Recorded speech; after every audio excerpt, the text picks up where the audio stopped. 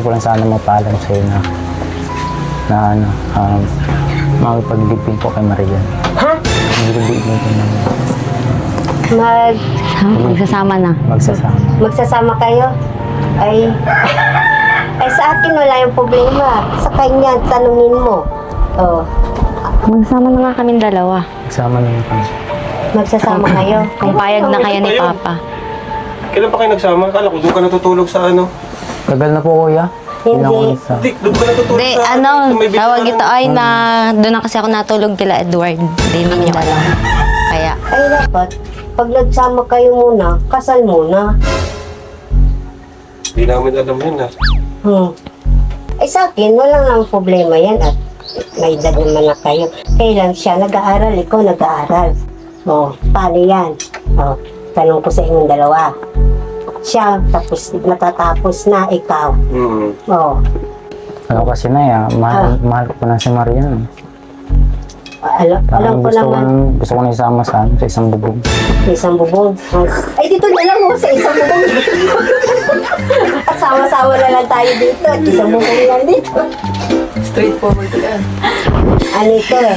Si Papa mo, tanungin mo. Nagulat mo naman si nanay. Kala ko ano sasabihin nyo. Kala ko mapaalam lang sa maswing. Alam mo, totoo. Maria naman, bala kayong dalawa at kayo naman magsasama, hindi naman ako. Ako, nasa gitna nyo lang naman ako. Oh, ayun lang naman ang ano ko sa'yo. Kaya lang, ikaw, 4 na taong ka pang mag-aaral. Siya, tapos na. Yun lang. Hihintahin ka na yan. Ang bagay ko, lang kayo mag-aaway. Kami mag-asawa, hindi kami nag-aaway. Tampuhan, hanggang ganyan lang. Ito nandito ko na rin. Tanong mo rin si tatay. sabihin mo na rin kay Papa. Kasi syempre, makaano tatay. Ay, sa totoo lang naman, gusto ko na rin naman mag-asawa yan. Para matahimik na sa bahay yan. Ibig sabihin na isang isipin bago mo gawin. Grabe, napakalupit ng mga sinabi ni tatay. Alam nyo ba, nabihira lang siya magsalita tuwing bumibisita kami.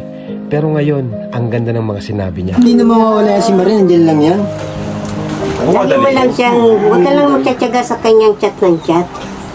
Ako nga, tsaga lang ako mag-chat dyan eh. Hindi naman ako sinasagot niya ang chat niya sa akin, hindi naman ako sa amin. Kasi minsan busy si Marian eh.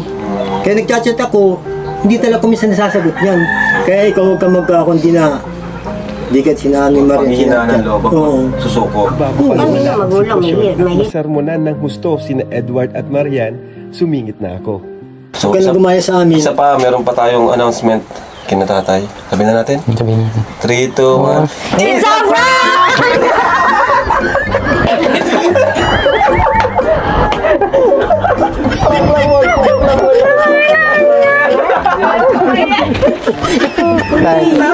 Sa simpleng biro, lumalabas ang tunay na pagmamahal at pag-aalala ng pamilya sa isa't isa.